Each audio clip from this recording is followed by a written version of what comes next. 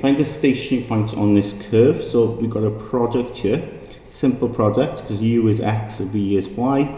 So u dash is 1, v dash will be, well, that'll just be 1 times dy dx.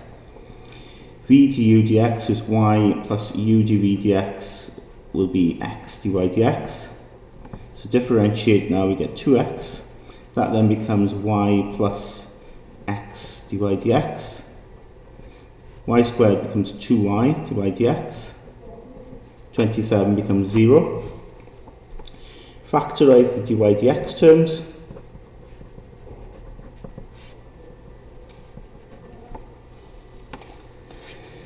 Take the other terms over to the sides, we get dy dx then is equal to minus 2x minus y over x plus 2y. Now they want the stationary points. Do you remember the stationary points? Stationary points is when we have maxima or minima, yeah, a point of inflection. So what's true? If you think about it, if it was a maximum there, think about dy dx. Dy dx would be 0, and it's supposed to be flat, that is. Just change the camera angle.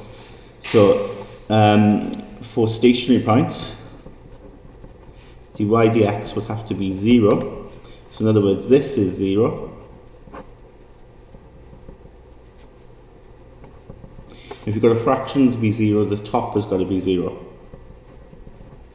So in other words, then take the y over, minus y over, so it becomes a plus y. Y will be negative 2x. Okay? So that's y in terms of x there. What can we do now to work out our coordinates? Well, of course, we can always go back to our curve now, can't we? Okay, so we've got x squared plus xy.